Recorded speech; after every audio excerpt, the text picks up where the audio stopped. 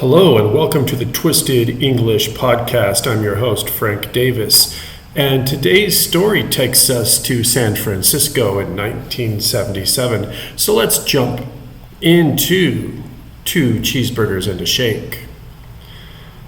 Is this a joke? Are you guys joking? Nate asked in surprise. Nate had just turned the corner towards school when the two men grabbed him. They looked like teenagers, Nate thought, as he was pushed through the sliding van door.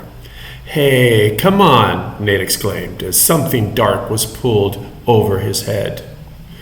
Things had happened too fast for Nate to be scared. He felt the van start to move. He was pushed face down, not ungently. His hands were tied behind his back with clothesline. Then a voice very close to his ear whispered, "Just don't freak out and you'll be okay." "Is this a joke?" Nate said to the darkness. "Yeah, it's a little joke. Now just relax and have fun." Nate heard the sound of traffic passing as the van started to move.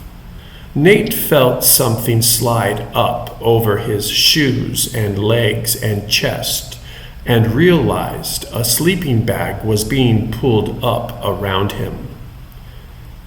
He thought he might cry for a second, but then thought better of it. What would he say later if his friends asked him if he cried? 8:30 a.m. Christy finished washing the breakfast dishes. Nate had eaten all his breakfast for once. That kid sure liked French toast, she thought. The phone on the wall rang. "Hello, Baglet residence," Christy answered.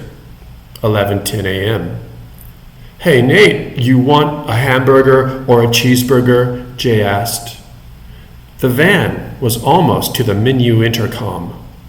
"I'm still full. I had French toast for breakfast." "Yeah, but if you eat a burger, you can also have a shake," Jay replied. "I want 2 cheeseburgers and a shake," Scott offered. "I'm starving." "I don't have any money," Nate replied from where he lay on the floor of the van. He was actually feeling a little hungry. "Don't worry, it's on us," Jay said. "Yeah, your dad can pay us back," Scott laughed from the passenger seat. "May I take your order, please?" a voice from the intercom sounded. It was their turn to order.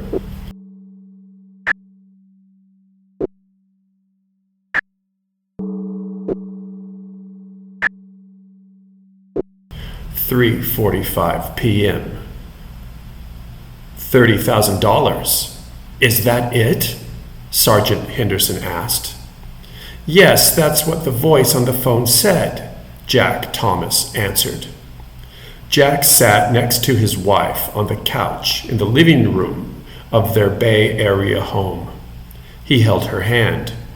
He could feel her body trembling and knew she was on the edge of another breakdown. For her sake, he kept all hint of emotion from his voice as he tried his best to accurately answer the police officer's questions. "Do you have that kind of money lying around?" Henderson asked.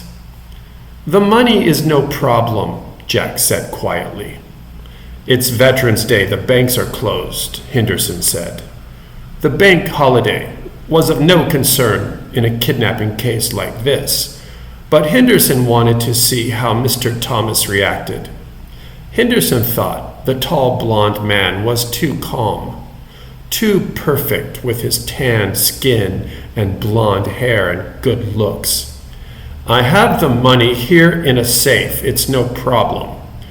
"That's quite a bit of money," Henderson said. "Is it a crime to have money?" Christy said too quickly.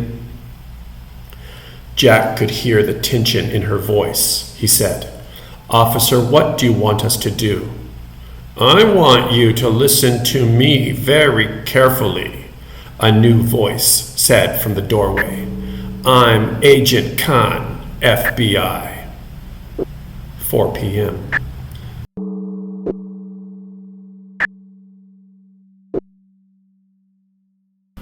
Tell me once again, Christy. Can I call you Christy?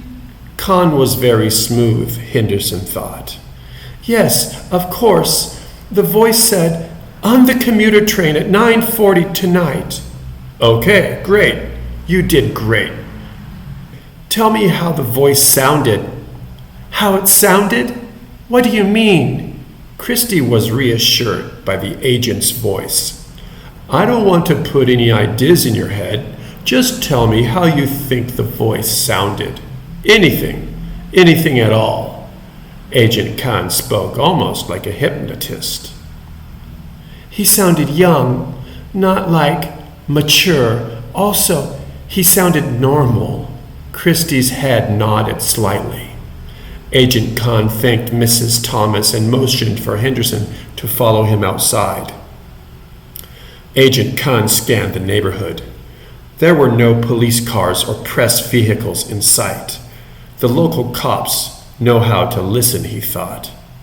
Aloud, he said, well, there's probably just 2 kidnappers, both probably early 20s. How the hell do you know that? Henderson asked incredulously. $30,000 is chump change, that's how. Plus, Mrs. Thomas said the voice sounded young. Can we trust her? How do we know they're not part of it? Henderson asked. If there was an older, more mature person in on it, they'd have made the call, and they'd have asked for more time to cover their tracks. That doesn't sound like much. But Henderson sounded more convinced. Well, I do know more than you do. How's that? Henderson asked. The FBI received an anonymous tip 45 minutes ago. We have 2 names. Agent Khan smiled.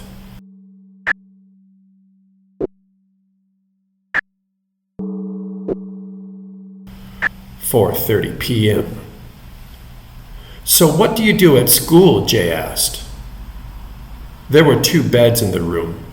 Jay sat on one, Nate on the other.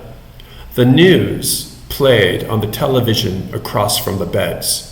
Math and stuff, the younger boy replied. Nate was still inside the sleeping bag.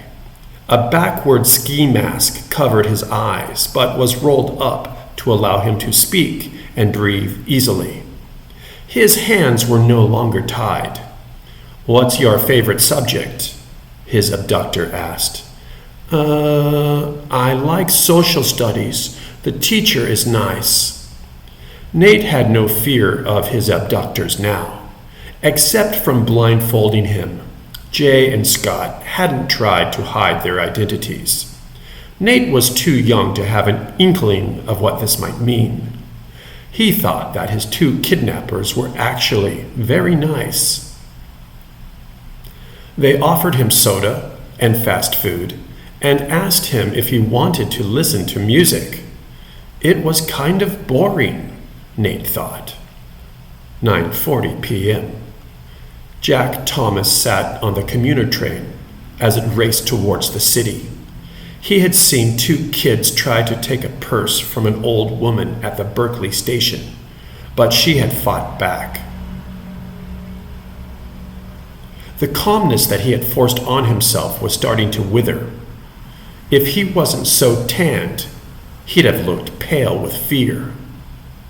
He kept his face buried in the newspaper in front of him.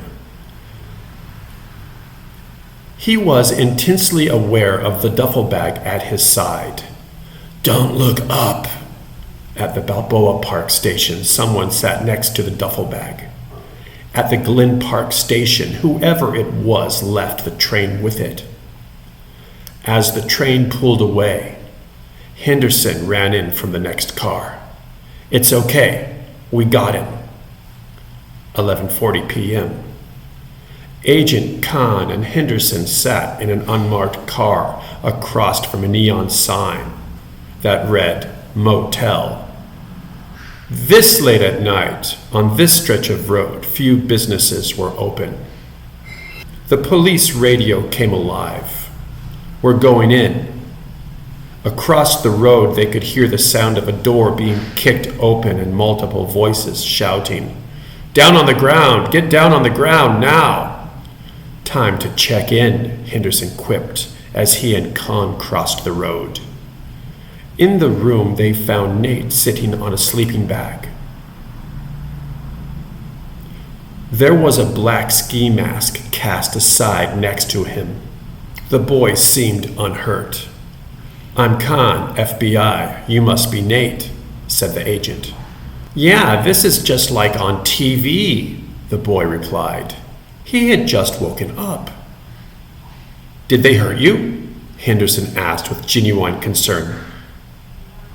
"Hurt me? No, Jay and Scott are cool." "Cool?" Henderson asked, raising one eyebrow. "Yeah, we just hung out and watched TV," he answered, wide awake now. "So what did you guys do?" Kahn asked. "They bought me food and stuff. 2 cheeseburgers and a shake. They said they knew my dad." 6:30 a.m. Sergeant Henderson and Agent Kahn shook hands on the front steps of the police station. "It's been good working with you," Henderson said. "The Bureau is always looking for good men. Think about it." The agent released his grip, turned, and left. Henderson thought about it.